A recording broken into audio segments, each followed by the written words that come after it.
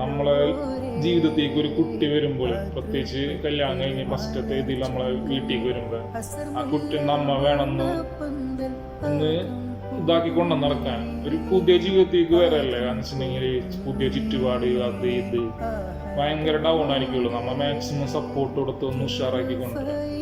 അല്ലാന്നുണ്ടെങ്കിൽ ഭയങ്കര അയർ കൊടുത്തും പിരിച്ചിട്ടൊന്നും വലിയ കാര്യമൊന്നുമില്ല. ജീവിതം ഒന്നുള്ളൂ. അങ്ങോട്ടും ഇങ്ങോട്ടും കാര്യങ്ങളൊക്കെ തുറന്ന് പറഞ്ഞ്, ഇഷ്ടങ്ങൾ അങ്ങോട്ടും ഇങ്ങോട്ടും തുറന്ന് പറഞ്ഞ് എല്ലാം സെറ്റാവും.